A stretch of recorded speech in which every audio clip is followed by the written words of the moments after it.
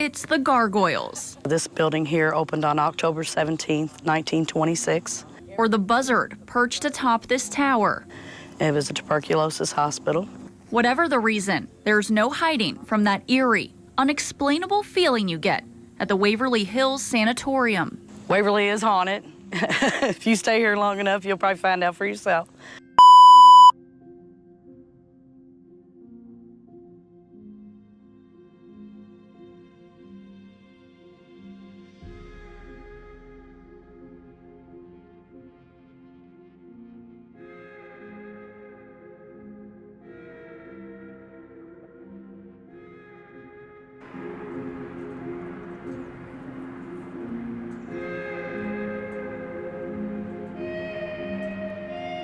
Hello, my name is Ryan, and you're watching the CrimeCast. In this show, we will be talking about true crime cases, unsolved mysteries, and cryptid creatures from all over the world, from the mountains in the Himalayas to the suburbs of Los Angeles. And in this episode, we will be talking about two of the most famous haunted locations in America. From Waverly Hills Sanatorium, located just outside of Louisville, Kentucky, or Louisville, depends how you want to pronounce it, to the Trans-Allegheny Lunatic Asylum located in West Virginia. And today, once again, we are joined by Libby. This is, of course, a post-recorded intro, outro, whatever you want to call it. But yeah, I hope you enjoyed this episode, and it's going to be a lot of bloopers, a lot of fun, because Libby can't fucking record for the life of her. Well, without having bloopers, or without rambling about tea, that I should... You know what? She kind of works with my dad now, and I tell her the tea that he has. She loves hearing tea from my father. My dad's a great tea teller too. Anyways, let's get on with the episode. Okay, editing Ryan here. I just want to note that this video is unedited, meaning like there's no cuts of audio, because the way we recorded it, it was a one take. I wanted to get it done in one take. Libby did a great job of doing it in one take. So props to Libby. My part, it took me like 3 tries to get it perfect. So Libby's part is chaotic. My part is a little bit more stable, even though my life is not stable enough for that to happen.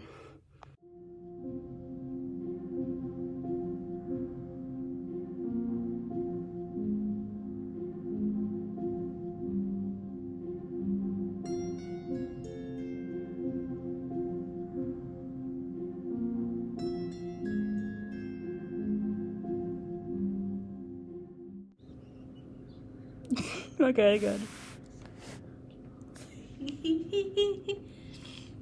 Okay. Oh, say, can you see by the dawn's early light was the rally we had? You know I'm recording. Twilight's last gleam. And the rockets red glare, the bombs bursting.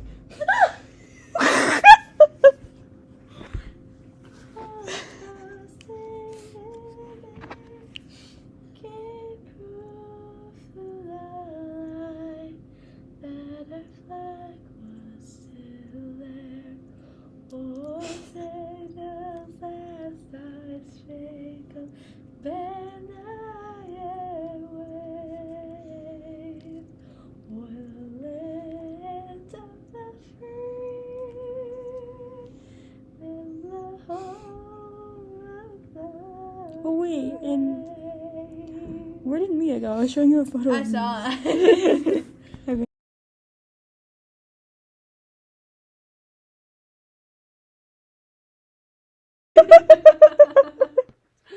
Okay. I'll put this in the bloopers. I will.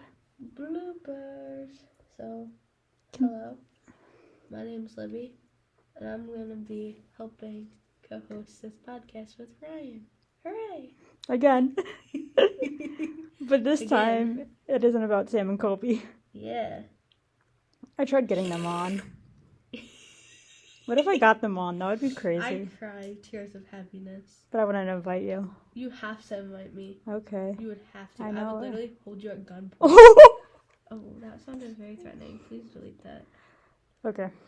Hooray. You're still recording. This can all be heard. Oh, sugar beans.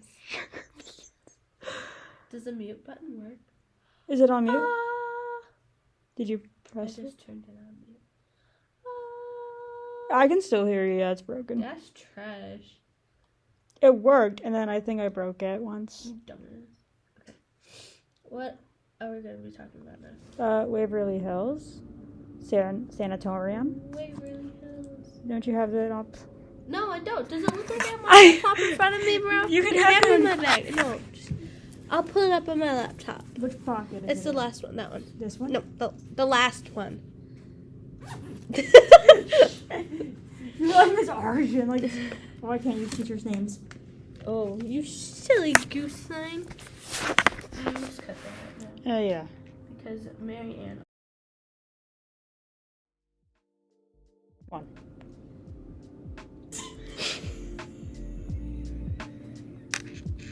Okay, ready? Go. The history. The land in which Waverly Hills is located was first purchased by Major Thomas H. Hayes in The history. The land in which Waverly Hills.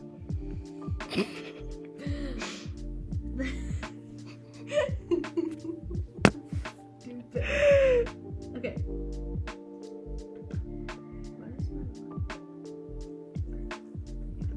I wonder if you can record in this class. History. The land in which Waverly Hills is located was first purchased by Major Thomas H. Hayes in 1883. The Hayes family home would be built on the land, and just down the road on Pages Lane, a one-room schoolhouse would be built for his daughter to attend. Lizzie Lee Harris, the teacher, would name the schoolhouse Waverly School. This was based off of her fondness for Walter Scott, a Scottish historian, novelist, poet, and playwright. Waverly novels. Major Hayes liked the name so much he would be named. He named his property Waverly Hills. I'll just put my voice in there once in a while. Major Hayes liked the name so much that he named his property Waverly Hills. In 1908, the building was bought by the Board of Tuberculosis Hospital, who kept the original name. Tuberculosis. It's a disease caused by germs that are spread from person to person throughout the air. COVID. Yo, did you hear that COVID officially ended? Yeah, I saw that on TikTok. I saw someone posted a TikTok video on there. This is so related to TB. Because there's a cure for COVID, kind of. Well, because I saw that. Love modern scrolling history. on TikTok, and then all of a sudden I saw a thing that said how old were you when COVID started, because it's just officially ended. Yeah. I was like, holy shit. Okay, yeah, you can swear now. Don't worry about swearing and swear now. The sanatorium opened on July 26, 1910. The building was originally supposed to house around 40 to 50 patients, but due to all the wetlands in Louisville, the tuberculosis, Just say TB if it. the TB bacteria thrived, and this caused Louisville to be one of the epicenters. Before becoming the main TB hospital, the city began building a new Louisville City Hospital in 1911. This hospital would be used to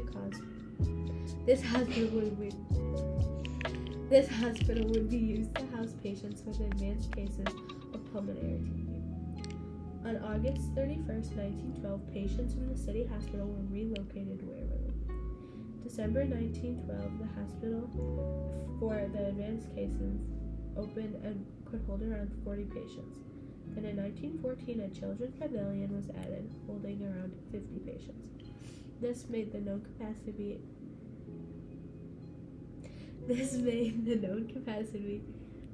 Okay, at least when I recorded once, my neighbor's dog was barking the whole time, and it was 8 o'clock at night. Why was it out? Funny. This made the known capacity about 130 patients. The new children's pavilion was for both TB patients and children of TB patients who had no one to look after for their kids.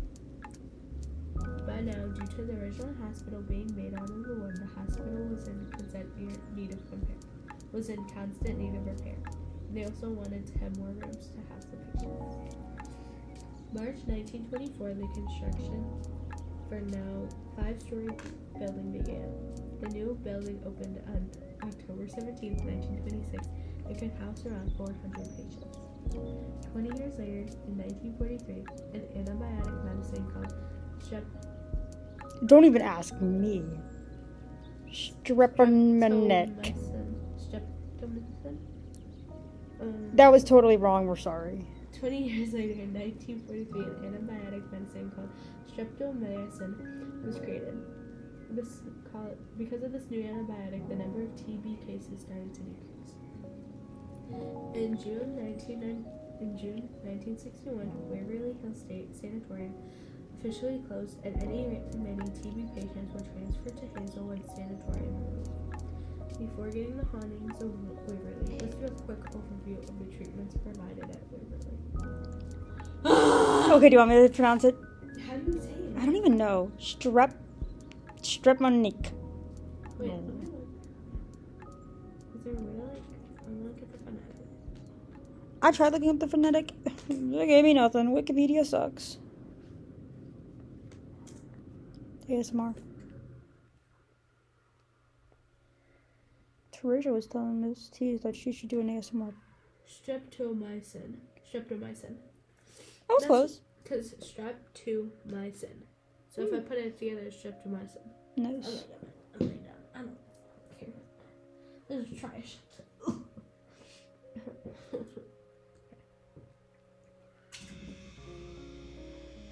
Whoa. The treatments. You gotta have to talk a little bit louder over that. Literally messed me up, Ryann. That's trash. The treatments. Streptomycin wasn't the only treatment for TB. Many patients lined the hallways of Waverly for fresh air. Fresh air was one of the most top treatments for TB at the time. Some patients' lungs were exposed to the ultraviolet lights in the room, dubbed the sun room, as a way to stop the spread of bacteria. Other treatments were more gruesome. One of these treatments was that a balloon would be placed into the patient's lung and then filled with air to expand them. This treatment was usually a last resort. As for the number of deaths at Waverly, reports vary on how many people died within its walls. It's said that more than 10,000. Woodhaven was understaffed and overcrowded, with reports claiming patients were being neglected. It was forced by the state to close in 1982.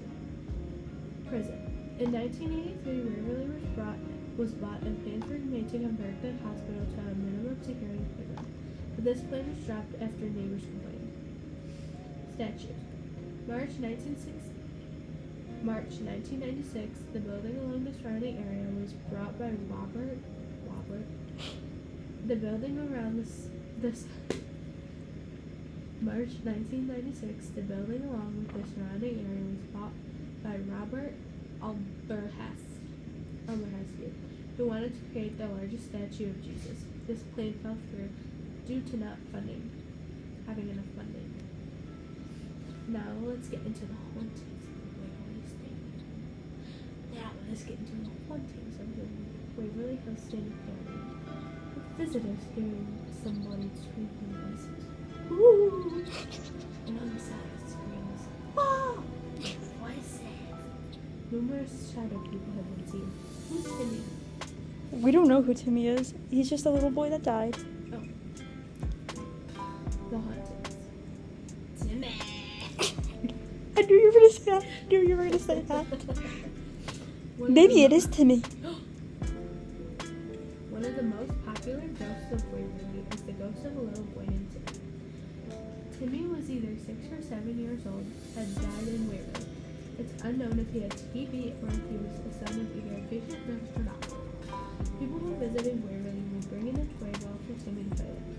It's said that if you leave the ball in the room or even roll it down the hallway, Timmy may or may not roll it.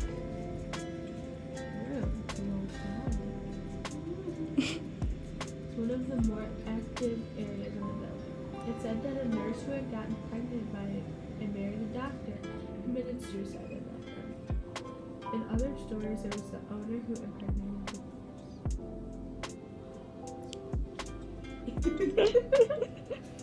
Okay, this is it. We're almost done. We're almost done. Oh my god, Shane and Ryan's favorite hole.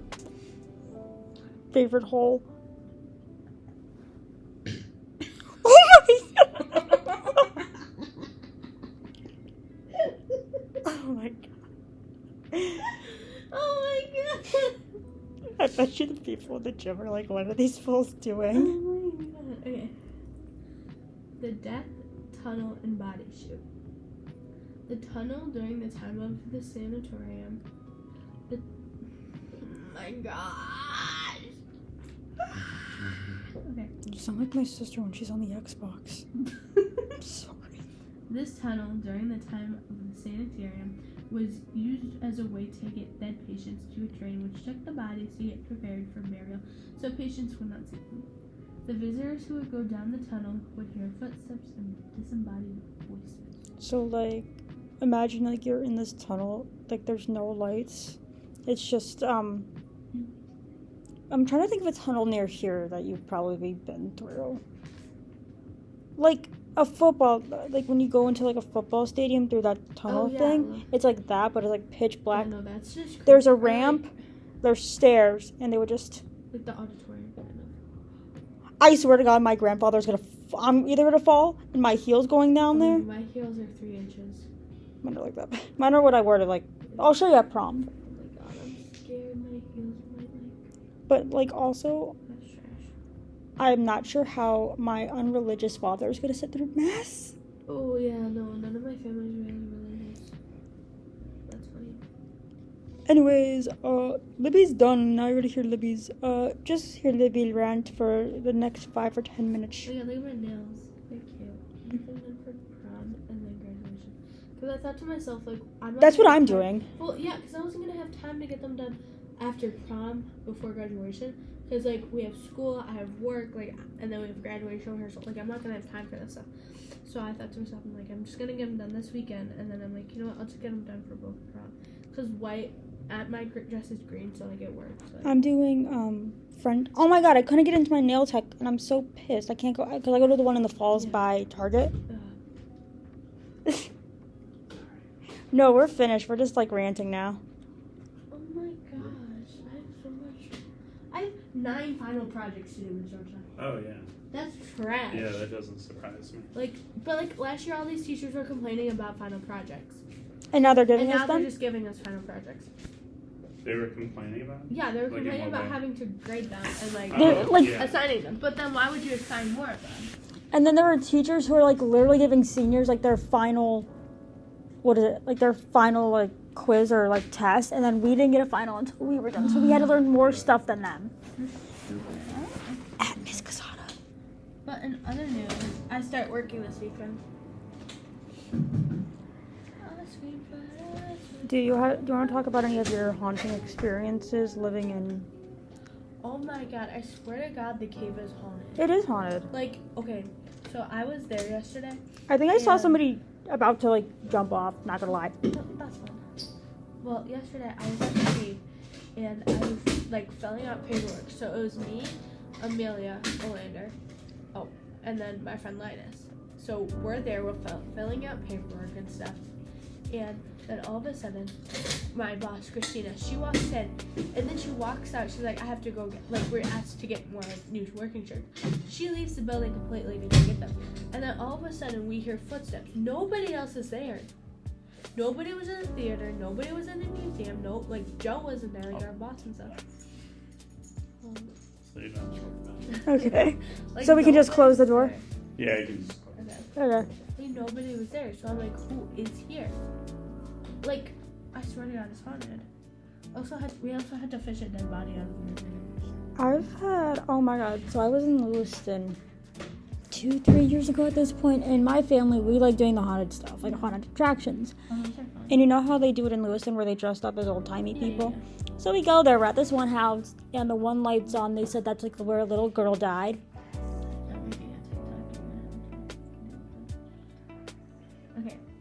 And we go, you can't go in the house. No one's allowed in the house because it's like, whatever, historical property, whatever. I swear I saw shadows going across the room. And I didn't tell anybody because, like, I'm like, okay, no one's gonna believe me. Yeah. I told my dad, he's like, yeah, I saw shit too. I'm like, and then we went to another one down south. And, we were in this historical village town thing, like one of the first, like, towns in, like, the 13 colonies or whatever. We were on a tour. It's like 9, 10 o'clock at night. The tour guide's finishing. And I feel like I'm being watched. You know, like, when someone's, like, in the distance watching you? I'm like, oh, shit, okay, whatever. I look at I don't know what they were. I think they were bunkers, but I think the curtains were black or, like, and I swear there was a white figure. You could tell it was in front of the curtains. I didn't say anything until after, and he's like, yeah, that's kind of common. Oh, no. And my parents thought I was fucking crazy. I think my house was on it, too. Oh, my house has gotta be on it. Bro, it's on the damn gorge. Yeah. Okay, I'm gonna pause so we don't dox ourselves. I will.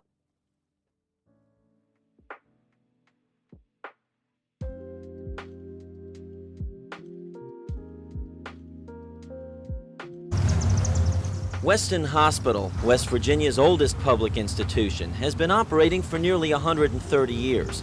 Located on a 200-acre hillside, the facility treats patients, or clients as the hospital prefers, over the age of 18.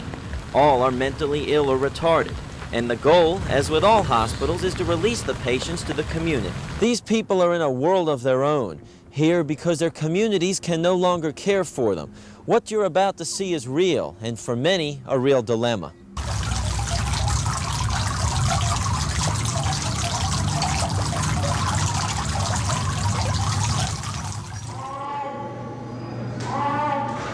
The patient population has grown from less than 50 during the Civil War to nearly 400 today. Patients receive a variety of services. Weston serves 38 counties under the direction of the state health department. He has to take care of them, and we have to try and provide the best services we can with the limited resources that are available. Limited resources. $160 million has been earmarked for mental health in the current budget. Nearly half of that goes to state hospitals. Last summer, Weston made headlines when 3 patients died. Inadequate air conditioning blamed for at least 1 death. Now, nearly a year and 1 administrator later, the problems seem to be mounting. 2 weeks ago, an employee was attacked by a patient, got 2 ribs broken. People in these institutions are suffering and just cannot wait any longer. The state has to come to grips with this problem and understand that they need to funnel resources in there now. Mott says more than half Weston's patients were in.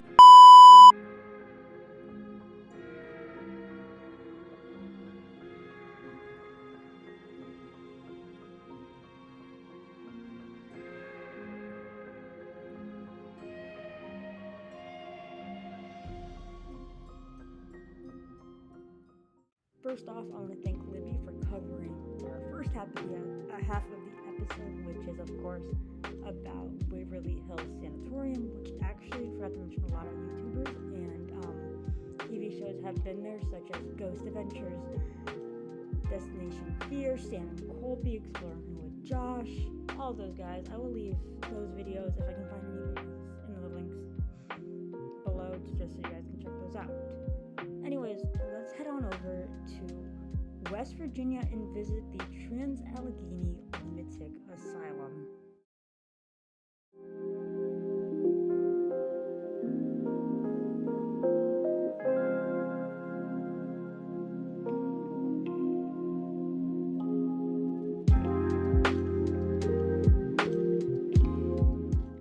The history. The Trans-Allegheny Lunatic Asylum, also called the Weston State Hospital, operated between 1864 and 1994 and was built by Richard Andrews. Richard used the Kirkbride plan to build the asylum. The Kirkbride plan, according to the Trans-Allegheny Lunatics website, quote, called for long, rambling wings arranged in staggered formation, assuring that each of the connecting structures received an ambience of therapeutic sunlight and fresh air, end quote. The asylum would have been built alongside a river, meaning it could have its own water system and plumbing system, and even agricultural fields due to this river. I don't know the name of the river. I couldn't find that information, but it just said it was built alongside a waterway. Anyways, during the construction, the Civil War would have broken out and construction was paused. And this hospital was also used during the Civil War for soldiers and victims of the war. But that was even during its construction period. A year later, construction would resume in 1861, and after that would be renamed the West Virginia Hospital for the Insane. Once again, if I do use any offensive terminology, that is because I'm referring to what they called it during that time period. Compared to now, you would never call it that. You would say other words such as mentally ill or what the patient or victim had. If you want to call it victimizing, a lot of people call it different things around the world. People would say, oh, you're a victim of this. But here in America, you are mentally ill, and you have a severe or non-severe case of what you actually have, if that makes sense. Anyways, the first patient was admitted in October of 1864. The famous clock tower was finished in 1871. Now, this famous clock tower is seen right when you enter the building. So you walk up and you see that clock tower right there in front of you. And it's a very stapled item or building of this asylum. The Black Patient Facility was completed in 1873. The asylum was built on 666 acres with farms, a dairy farm, waterworks, and a cemetery being built on the property shortly after the facility opened, which is because of this river, this waterway being near the building. Patients would have been admitted for things such as asthma, laziness, domestic troubles, and greediness. So if you believe that, because if, let's say you're a man and your wife apparently wasn't doing her chores, she would have been admitted for that. Or if you thought your wife was lazy and stuff like that. And it mostly was these men admitting their wives for laziness and stuff like that. Due to this, they became overwhelmed with patients. And this caused a shortage of both staff and beds, which is very common in a lot of asylums and sanatoriums at the time.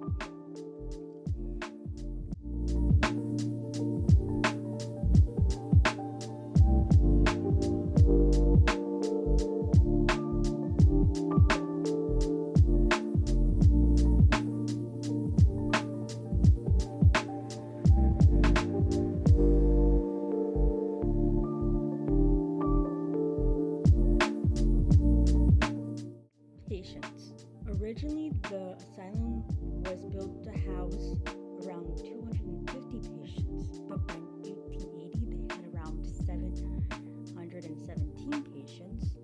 By 1939, around 1,661 patients were living in the asylum. By 1949, around 1,800 plus patients were in the building.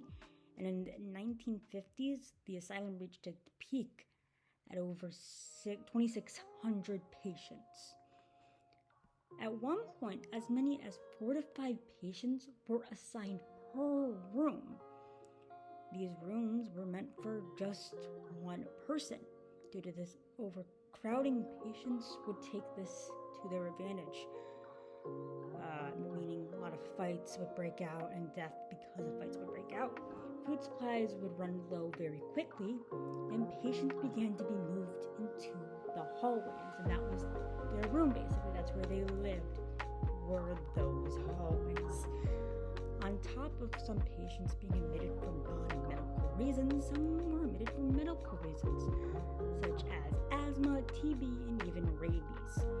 According to USA GhostAdventures.com, quote, "This was an immense overcrowding, leading to fighting and a general sense of apathy that ran rapid through the corridors. Patients were forced to sleep on the floor and in freezing rooms with no furniture or heat. Windows were coated in mold, the wallpaper was peeling off the walls, and the asylum had begun to look like it was abandoned before it even was," end quote. And even with these horrible situations, it did not close down until it was forced to close, which I will get into later on. Around the same time, just like Waverly, the asylum started to do lobotomies and use the, quote, ice pick method. The ice pick method involved a thin pointed rod. The object then would be slipped into the patient's eye socket to gain access to their frontal lobe portion of their brain. After gaining access, they used a hammer to sever connected tissues in the brain. And actually, this was shown, not the actual lobotomy, but the aftermath of a lobotomy, and actually in the show BoJack Horseman, which I didn't realize until after I figured out what a lobotomy was. And I will say, some patients, you would have been a lucky patient if your doctor or surgeon wiped that pick after he was done with the previous patient. They did a lot of these patients would have not gone under anesthesia or numbing cream, they just performed it while the patients were awake. So just imagine you're sitting there waiting for your turn at that lobotomy, and you hear the screaming and crying of your friends and fellow residents, and then they come out brain dead, basically, put it that way. This method would leave patients dead and regularly left patients without a personality, and their neutral connections were severed, meaning they could barely even talk. Other forms of treatments were given to patients if they needed / had any psychotic disorders. A kind of drug. Oh wait, another form would, okay, so what I meant was, other forms of treatments were given to patients if they needed / had a psychotic disorder, and this treatment was a type of drug that left them in a caconic state, so they were basically just a blank slate. They had no, just like a lobotomy, had no personality, they just were there living, brain dead. Another popular therapy was shock treatment or shock therapy, and this, due to the overcrowding and the state of the hospital, they would officially close in 1994.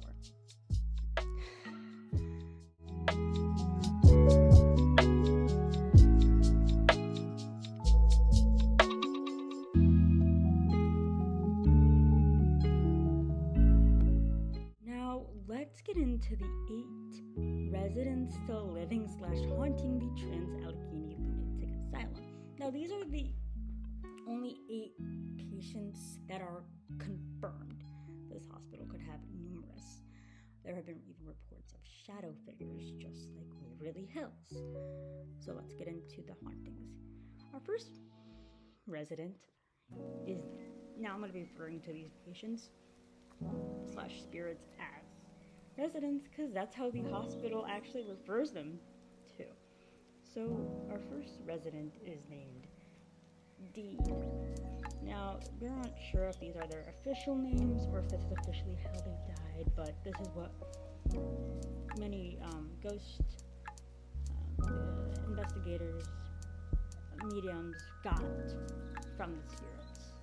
Dean is said to have been murdered in his room by 2 fellow patients.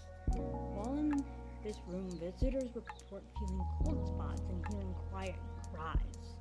Dean wasn't the only patient murdered by others, which was a common sight due to the overcrowding, mental illness, and poor conditions of the asylum. So I said this earlier, but Dean is a very popular one, and people say he's just very closed off. He's very respectful, but if you tick him off, he will get mad at you. Now, this isn't a patient or a resident, but this is a wing which has many residents living in it, which is the isolation wing. Patients who were deemed, quote, uncontrollable, end quote, would have been sent to isolation. One of the more famous patients of the cell was a former boxer who had suffered a head injury, leaving him both violent and emotionless. So, dude, because, boxers back then didn't have any head coverings, which I don't even think they do that now, but, once again, back then, not many treatment options either. It's said that he had attempted to beat down the metal door of his cell, and in the end, he was able to rip down the door, which is crazy, because that thing's a fucking metal. Crazy. And would calmly give a nearby nurse the door back before returning to his cell. So this guy was like, oh, I fucking hate being in here. He tears down the door, but then just says, hey nurse, here you go, and then returns to his cell, because he knows that, it kind of showed that he did have a little bit of thought process that, oh, I messed up, I'm gonna get put back in here, I'll just go back to my cell, which he did. The wing, due to its past, it's filled with violent energy, with visitors reporting being pushed, scratched, and as well as hearing voices asking, quote, get me out of here, end quote. And once again, these are a lot of male patients that were in isolation, because, males are apparently more aggressive than female patients, which is true, but also not true at the same time.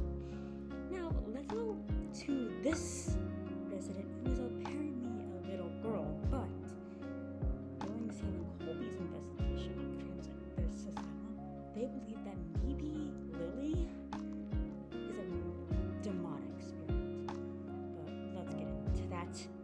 You guys can just check out their episode, because that episode gave me chills when they said this could be they caught a really good MVP, put it that way. So, Lily's room. Lily was the name given to a child of one of the patients in 1863. It's believed that the child only lived a few hours. So this patient was apparently pregnant and would have given birth in the asylum. After that, we don't know what really happened. It could have been due to the conditions or the patient, but the child sadly passed away. And it isn't sure if her mother had TB or was mentally ill. None of that is sure, because, records probably weren't kept up or destroyed. Anyways, Lily's room is located on the first floor of the hospital. When both visitors and paranormal investigators visit Lily's room, they bring her gifts such as toys, stuffed animals, and candy. Reports say that the candy and toys placed in the room disappears or moves. They also on some occasions are able to play with Lily. So are they pushing her games, rolling the ball back and forth, or having her light up a toy or something? During the tour, a tour guide played a clip recorded by someone but spent the night at the asylum, and in it you're able to hear a little girl say mom. But maybe this isn't a little girl, maybe this is just somebody more demonic pretending to be Lily. And that is the last patient story we have.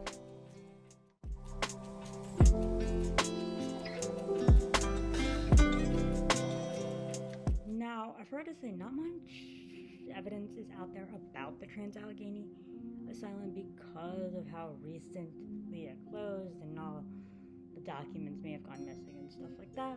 But if you do check out a lot of these investigations on YouTube, it brings out a little bit more history of these places, which I love. Anyways, those were some of the most famous haunted asylums / sanatoriums here in America. From a hospital in the middle of the woods in Kentucky to an insane asylum. In West Virginia, that house everywhere. People who are lazy to be mental. I hope you guys enjoyed this episode. It's a little bit short, but it's you gotta keep these rolling. So I'm just gonna leave the socials in the description. So go follow her. She's in need of followers.